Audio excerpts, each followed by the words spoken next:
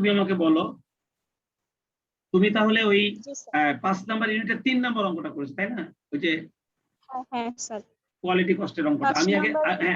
আমি আগে 5 নাম্বার ইউনিটের 3 নাম্বার অঙ্কটা আগে একটু পড়ে দেখি, তারপর আমি দেখি তুমি অঙ্কটা কিভাবে করেছো। আর কোয়ালিটি কস্টের অঙ্ক তো মনে হয় ইয়েও করেছে, কি বলে, সুভাও তো করেছে। দেখো 3 নাম্বার অঙ্কটার মধ্যে ছিল সাতক্ষীরা মশলা ভান্ডার হ্যাজ সেলস রেভিনিউ 5 লক্ষ টাকা, ঠিক আছে। দা টোটাল সেলস এর পরিমাণ ছিল 5 লক্ষ টাকা। The product of Satkhira masala Bhandar has following, আচ্ছা প্রোডাক্টের মধ্যে কি কি ছিল, which produced and sold 10,000 units of a particular year, কোন একটা বছর তারা 10,000 ইউনিট মাল উৎপাদন করে বিক্রয় করেছে। আচ্ছা এখানে বলছে ডিজাইন, জি স্যার, এখানে হবে ডিজাইন এন্ড, বুঝছো এখানে অ্যানসার হয়ে গেছে। ডিজাইন এন্ড কোয়ালিটি ডেভেলপমেন্ট এ খরচ করে 1000, কোয়ালিটি প্ল্যানিং এ খরচ করে 25 পয়সা পার ইউনিট, তুমি 10,000 এর সাথে গুণ দিবা। Per unit as prevention cost, ও 1000 কোয়ালিটি প্ল্যানিং খরচ আর 25 পয়সা per unit as prevention cost, তাহলে প্রিভেনশন কস্ট তুমি 25 পয়সা করে গুণ দিয়ে দিবা। প্রোডাক্ট টেস্টিং এ খরচ হয় 75 পয়সা করে পার ইউনিট, সেটা তুমি ওই 10,000 এর সাথে গুণ দিয়ে দিবা। এন্ড ইন্সপেকশন খরচ হয় 5,000 টাকা, ঠিক আছে। অ্যাজ অ্যাপারাইজাল কস্ট, রিওয়ার্ক এ খরচ হয় 10,000 টাকা এন্ড স্ক্র্যাপ এ খরচ হয় 1,000 টাকা। এন্ড ইন্টারনাল রিওয়ার্ক, আচ্ছা 1,000 টাকা এন্ড স্ক্র্যাপ হচ্ছে 1,000 টাকা। Internal failure cost 1,000। The warranty cost as external failure cost was 25,000 টাকা। এখানে ওয়ারেন্টি কস্ট এন্ড হবে, বুঝছো, ওয়ারেন্টি কস্ট অ্যাজ এক্সটার্নাল না, ঠিক আছে। Warranty cost as external failure, ওনারা জানে তো যেটা এক্সটার্নাল ফেলিওর, সেজন্য ওনারা ওই নিজেরাই ব্যাখ্যা দিয়ে দিয়েছে যে ওয়ারেন্টিটা অ্যাজ এক্সটার্নাল ফেলিওর। আমরা জানি যে ওয়ারেন্টিটা এক্সটার্নাল ফেলিওর, তারপর ওনারা এটা বলে দিয়েছে 25,000 টাকা। compute total quality cost and find the percentage of quality cost on sales revenue, তাহলে উপরে quality cost divided by sales into 100, এইভাবে তোমাকে পার্সেন্টেজটা বের করতে হবে। তো ঠিক আছে, চলো দেখি তুমি 3 নম্বর অঙ্কটা কিভাবে করেছো একটু দেখে নিই।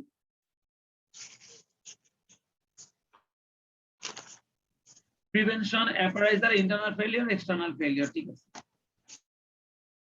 ডিজাইন এন্ড কোয়ালিটি ডেভেলপমেন্ট 1,000 টাকা, কোয়ালিটি প্ল্যানিং 25 টাকা করে 10,000 গুণ, হ্যাঁ এটা 25 পয়সা নাকি স্নেহ? ও হ্যাঁ তাই তো, আমি তো 25 টাকা মনে করছি। 2,500 টাকা। প্রোডাক্ট টেস্টিং এ খরচ হচ্ছে 7,500 টাকা, এটা তুমি অ্যাপারাইজারে লিখছো, ঠিক আছে। আর ইন্সপেকশনে খরচ হচ্ছে 5,000 টাকা, এটাও তুমি অ্যাপারাইজারে লিখছো, ঠিক আছে। রিওয়ার্কে তুমি লিখেছো এটা ইন্টারনাল ফেলিওর 10,000 টাকা, ঠিক আছে। স্ক্র্যাপটাও এই ইন্টারনাল ফেলিওর 1,000 তুমি লিখেছো, ঠিক আছে। আর ওয়ারেন্টিটা এক্সটার্নাল ফেলিওর ওনারা বলে দিয়েছিল। এইভাবে আমরা টোটালটা বের করেছি, কিন্তু পার্সেন্টেজটা কোথায় বের করেছো স্নেহা? জি স্যার, স্যার এটা না স্যার, এটা না, এই যে টোটাল স্যার কোয়ালিটি কস্ট, এটা সেকেন্ড পেজ স্যার, প্রথম পেজটা। এটা তো দেখছি। তুমি কি এতক্ষণ লাইনে ছিল না স্নেহা? ও স্নেহা,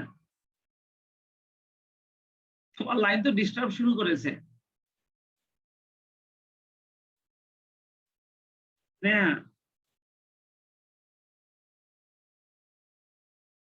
স্নেহা, এদিকে সুবাও নাই, এদিকে স্নেহা লাইনেও ডিস্টার্ব।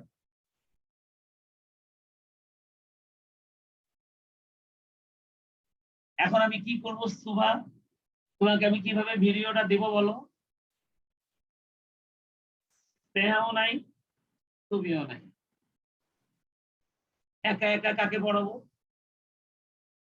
স্যার অঙ্ক কেটে হয় নাই। তুমি এখন লাইনে আসছো? হ্যাঁ স্যার, স্যার আমি ডাটা দিয়ে স্যার যুদ্ধ করতেছিলাম, ও কারেন্ট আসছে। আমি কারেন্ট আসছে, যাক তাহলে তো ভালো। হ্যাঁ তোমার এটা ঠিক আছে, এটা ঠিক আছে। এবার আমি তোমার পার্সেন্টেজটা দেখবো। পার্সেন্টেজটা তুমি পরের পেজে করেছো তাই না? হ্যাঁ স্যার। এটা এখানে তোমার টোটাল কোয়ালিটি কস্ট আসছে 52,000, অথচ তোমার সেলস ছিল 3 লাখ 5 লাখ, তাহলে উপরে 52,000 নিচে 5 লাখ ইন্টু 100 তুমি 10.4% বের করেছো, ঠিক আছে। হয়ে গেছে আচ্ছা ঠিক আছে তোমাকে পার্ট বি এর জন্য তোমাকে 4 মার্কের জন্য যে প্রশ্নটুকু ওনারা করেছে তোমার অ্যান্সারটা ঠিক আছে। ওনারা বলে দিয়েছে তোমার টোটাল কোয়ালিটি কস্টের সঙ্গে সেলসের পার্সেন্টেজটা বের করতে।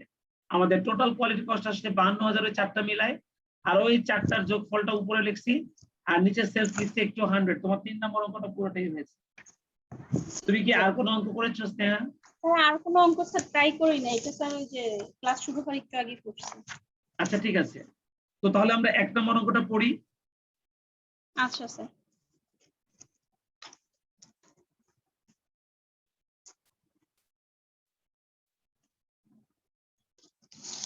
Alpha Products manufactures product A and product B, দুটো প্রোডাক্ট তারা বানায়।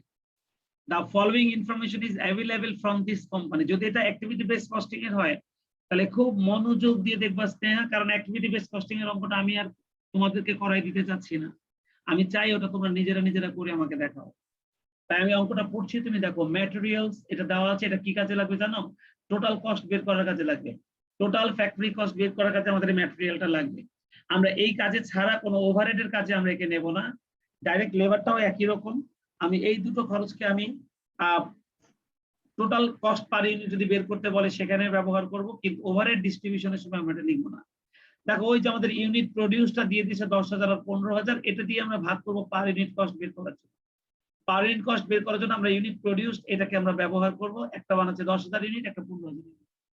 আবার ডাইরেক্ট লেবার আওয়ার দেওয়া আছে, দেখো আমরা ট্রেডিশনাল মেথডে যদি খরচগুলো ভাগ করতে চাই ওভারহেডের, তাহলে আমরা লেবার আওয়ারটা ব্যবহার করব। মেশিন আওয়ারটাও ব্যবহার করা যায় যদি ওনারা প্রশ্নের মধ্যে উল্লেখ করে দেয়। ইঞ্জিনিয়ারিং লেবার আওয়ার্স, এটা তোমার অ্যাক্টিভিটি বেস কস্টিং এর মধ্যে ইঞ্জিনিয়ারিং লেবার আওয়ার দিয়ে আমরা আমাদের ইঞ্জিনিয়ারিং কস্টটা ভাগ করব যদি থাকে অবশ্যই। আর সেটআপ খরচটা হচ্ছে মেশিন সেটআপ খরচটাও আমরা ওই অ্যাক্টিভিটি বেস কস্টিং এর মাধ্যমে আমরা এটাকে ইউজ করব যদি ওনাদের কোনো অ্যাক্টিভিটি দেয়া থাকে। আর এই হচ্ছে ইনফরমেশন।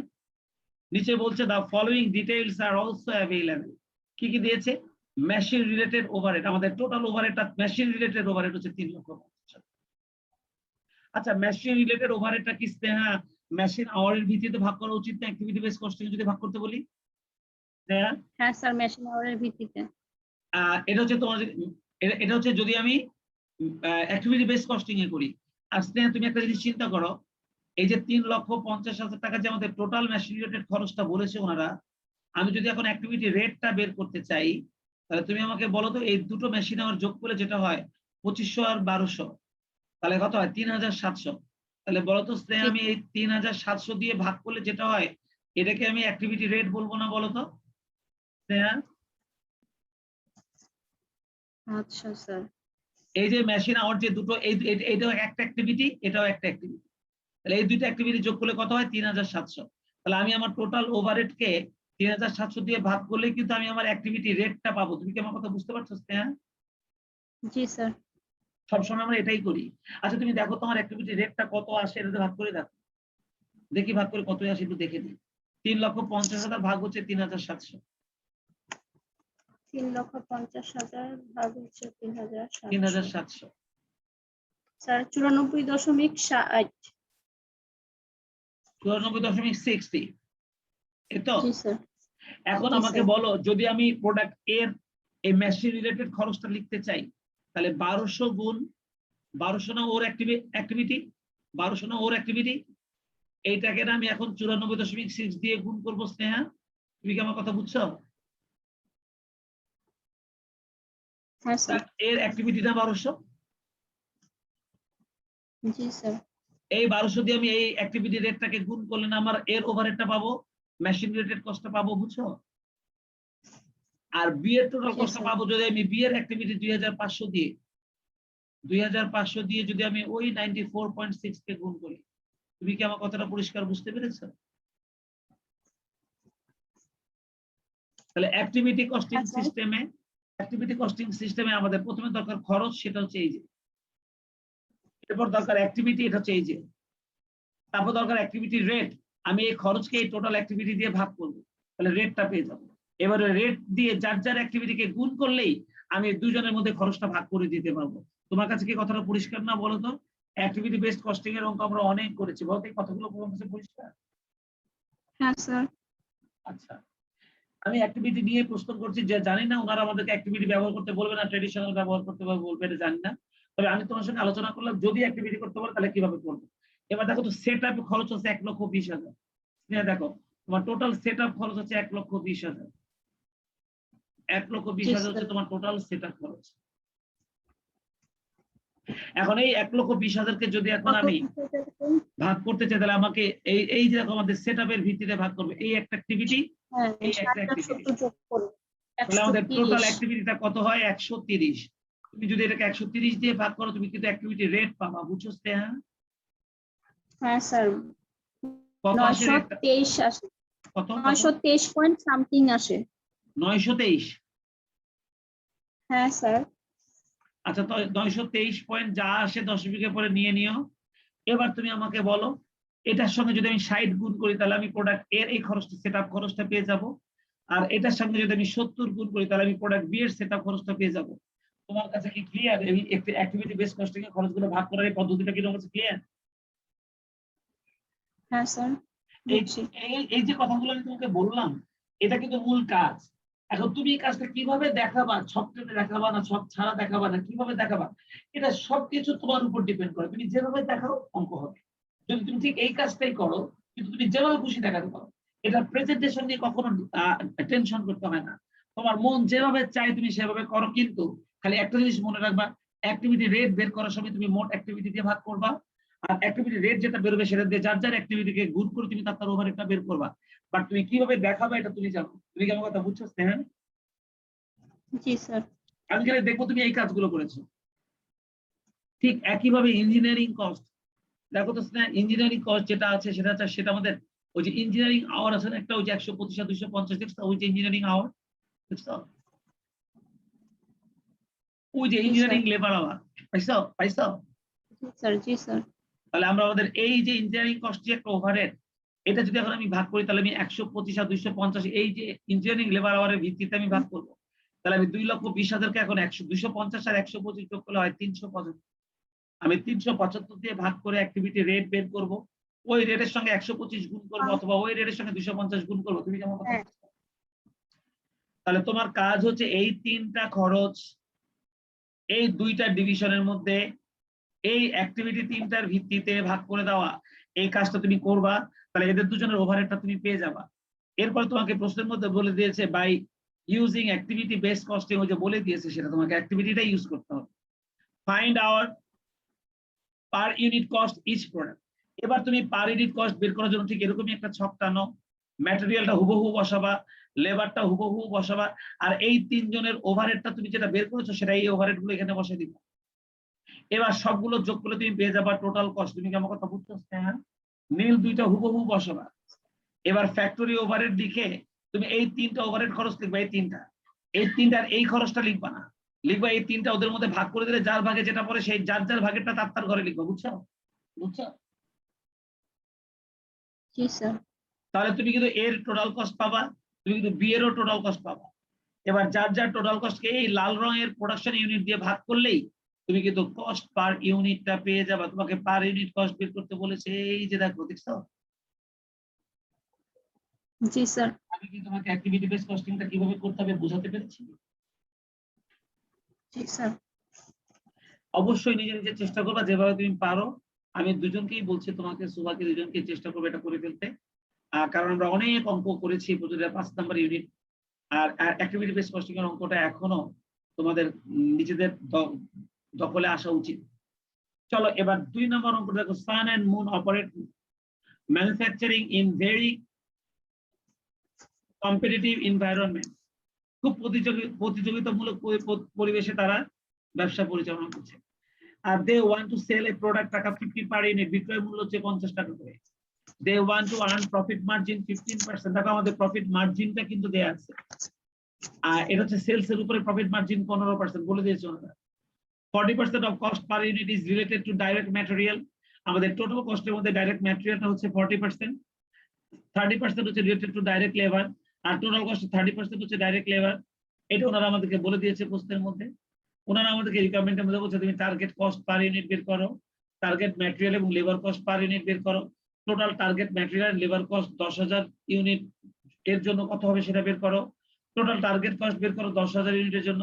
টোটাল টার্গেট প্রফিট এবং profit for 10,000 unit production and sales, 10,000 ইউনিটের জন্য আমাদের প্রফিট কত হবে সেটা বের করো। এটা আমরা বের করবো। আমার তো মনে হয় তোমরা এই ডাটা ব্যবহার করে তোমরা এটা করতে পারো, কারণ আমাদের বিক্রয় মূল্যটা এখানে দেওয়া আছে, আবার আমাদের এখানে প্রফিটের কথাটা বলা আছে বিক্রয়ের উপর 15%। তাহলে তুমি একটা জিনিস খেয়াল করো, 50 টাকা যদি সেলস হয় আর এই সেলস এর 15% যদি প্রফিট হয়, তাহলে আমার টোটাল কস্ট কিন্তু তুমি বের করতে পারবে এখান থেকে, টোটাল কস্ট কিন্তু বের করতে পারবে। আর টোটাল কস্ট যেটা বেরোবে তার 40% ম্যাটেরিয়াল আর 30% লেবার, সেটাও তুমি বের করতে পারবে। তাহলে তুমি ইজিলি এখান থেকে আগে টোটাল কস্ট বের করতে পারবে, যে সেলস থেকে প্রফিট বাদ দিলে টোটাল কস্ট পাবা। সেলস হচ্ছে 50 টাকা, আর 50 টাকার 15% হচ্ছে তোমার প্রফিট, হচ্ছে বলে দিয়েছো না। তাহলে 50 টাকা থেকে প্রফিটটা বাদ দিলে কিন্তু তুমি টোটাল কস্টটা পেয়ে যাবে। ওই কস্টের 40% ম্যাটেরিয়াল আর 30% লেবার। তুমি কিন্তু চাইলে সমস্ত কোশ্চেন অ্যান্সার দিয়ে দিতে পারো। আমি কি বুঝাতে পারতেছি? হ্যাঁ হ্যাঁ স্যার বলেন স্যার। দেখো এখানে যে সেলটা রয়েছে 50 টাকা, তুমি 50 টাকার 15% প্রফিট বলছো না, 15% আসে স্যার 7.5, তুমি এখন 50 টাকা থেকে 7.5 বাদ দিয়ে দাও, তাহলে 42.5 আসে। এটা হচ্ছে তোমার টোটাল টার্গেট কস্ট। তুমি কি আমার কথা বুঝছো? জি স্যার। সেলস থেকে প্রফিট বাদ দিলে এটা টোটাল টার্গেট কস্ট আসে না, বলো তো স্নেহা? জি স্যার। এবার ওই টোটাল টার্গেট কস্টের 40% বলছো না ম্যাটেরিয়াল। দেখো 40% of the cost per unit is related to direct material। তাহলে একটু আগে তুমি 42 পয়েন্ট কত জন্য বের করলা, সেটার 40% হবে ডাইরেক্ট ম্যাটেরিয়াল কস্ট। বুঝছো তুমি? স্যার 42.5 বের করছে, এটার 40% হবে ম্যাটেরিয়াল কস্ট, আচ্ছা এটার 40% ম্যাটেরিয়াল কস্ট। আর ওইটার আবার 30% হচ্ছে লেবার কস্ট।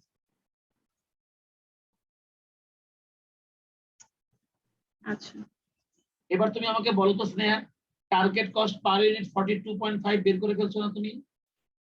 জি স্যার। টার্গেট ম্যাটেরিয়াল কস্ট আর লেবার কস্ট পার ইউনিট একটু আগে তুমি বের করে ফেলছো না, বলো তো? হ্যাঁ স্যার। আর 10,000 ইউনিটের জন্য তোমার টার্গেট ম্যাটেরিয়াল কস্ট কত হবে সেটা বের করতে বলছে। তুমি পার ইউনিট দিয়ে 10,000 কে গুণ করলে বের হয়ে যাবে না? যে পার ইউনিটটা বের করেছো ওর সঙ্গে 10,000 গুণ করলে তোমার টোটাল কস্টটা বের হয়ে যাবে না, ম্যাটেরিয়াল এবং লেবার কস্ট। জি স্যার। জি স্যার। আর টোটাল টার্গেট কস্ট বের করতে বলছে 10,000 ইউনিটের জন্য। আচ্ছা 10,000 ইউনিটের জন্য টোটাল টার্গেট কস্ট তুমি 42.5 বের করতে পার ইউনিট, ওটার সঙ্গে 10,000 গুণ করলে বের হয়ে যাবে না স্নেহা? জি স্যার। 42.2টা বের করতে পার ইউনিট, আর 10,000 সাথে গুণ করে চলে আসবে টোটাল। তুমি কি আমার কথা বুঝতে পারছো? হ্যাঁ স্যার।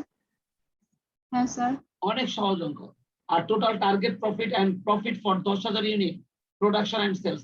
এবার 10,000 ইউনিটের জন্য টার্গেট প্রফিটটা বের করতে বলছে। টার্গেট প্রফিট ওনারা দিয়ে দিয়েছে 15%। তুমি এখন কি করবে, টোটাল অ্যামাউন্টটা বের করবে।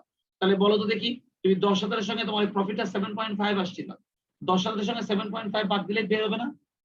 অথবা টোটাল সেল থেকে টোটাল কস্টটা বাদ দিলে বের হবে না স্নেহা? জি স্যার। তুমি টোটাল সেল থেকে যদি তুমি তোমার টোটাল কস্টটা বাদ দিয়ে দাও, তাহলে কি তুমি তোমার টোটাল প্রফিটটা পাবে না বের করতে? জি স্যার। আচ্ছা 3 নম্বর অঙ্কটা তুমি আমাকে করে দেখিয়েছো। 4 নম্বর অঙ্কটা দেখো, এটাও তোমরা পারবে, এটা আমি বলবো না। দেখো দুইটা ডিভিশনের সেলস দেওয়া আছে, নেট অপারেটিং ইনকাম দেওয়া আছে, আর এভারেজ অপারেটিং অ্যাসেট দেওয়া আছে। এই যে সেগমেন্টের অঙ্ক, এটাও তোমরা পারবে, নিজেরা ট্রাই করো। যে রেসিডুয়াল ইনকামের অঙ্ক, আরআই এর অঙ্ক, এটা তোমরা পারবে। 4 নম্বরটা তোমরা ট্রাই করো। আচ্ছা 5 নম্বর অঙ্কটাতে কি বলছে দেখি। ট্রান্সফার প্রাইসিং এর অঙ্ক। ঠিক এরকম একটা অঙ্ক আমি গতদিন তোমাদেরকে করাই দিয়েছি।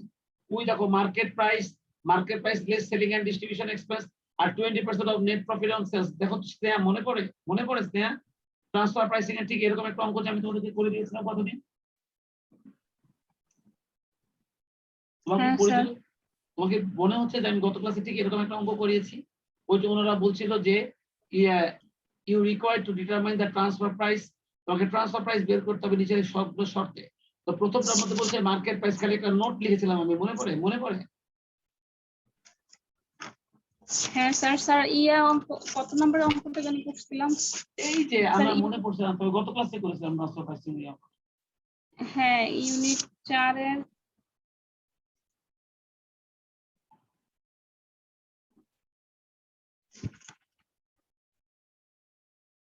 8 নাম্বারটা মনে হয়। স্যার 8 নাম্বার অঙ্কটা না?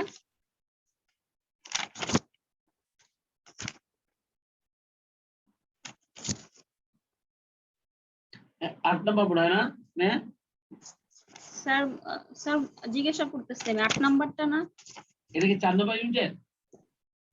হ্যাঁ 4 নাম্বার ইউনিটের।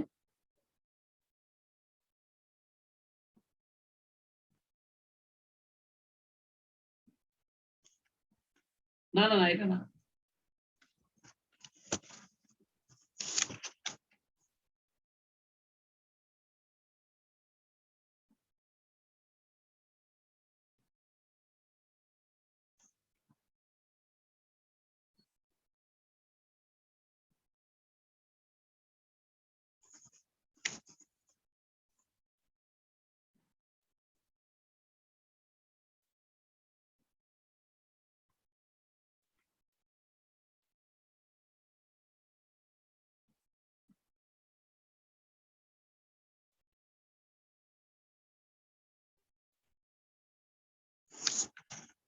এই যে 10 নম্বরটা, এই যে স্নেহা 10 নম্বরটা, 4-এর 10 নম্বর অঙ্কটা পাইছো? ওই যে মার্কেট হ্যাঁ, price less distribution cost 20% of net profit on sales, পাইছো তুমি স্নেহা 10 নম্বর?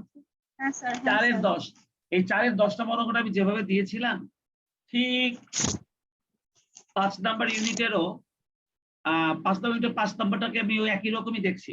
তো তুমি স্নেহা সুভাষ সহ তোমরা 5 নম্বর অঙ্কটা 10 নম্বর অঙ্কটা দেখে দেখে যতটুকু সাজাতে পারো সাজাও, যদি কোনো কিছু ভুল যায় আমি কারেকশন করে দিব, বাট এটা করো। তবে তোমার পরীক্ষার ফাঁকে ফাঁকে, তোমার পরীক্ষার কবে আছে স্নেহা? স্যার আমার পরীক্ষা সোমবারে আছে, বুধবারে আছে। তাহলে তুমি এখন এই অঙ্কগুলো কখন করবা বলো তো? স্যার দেখি। আচ্ছা দেখ, যদি করতে পারো ভালো, আর তাহলে যদি সুভা করে ওকে আমি ছবি দিয়ে রাখতে বলবো না, তুমি সুবিধাজনক সময় করে ওটা মিলাই নিও। আচ্ছা স্যার। তো 10টা বেজে গেছে, আমি প্রিলিমিনারি ক্লাসে চলে যাই স্নেহা। আচ্ছা স্যার। আল্লাহ হাফিজ। আচ্ছা স্যার, স্যার আল্লাহ হাফেজ।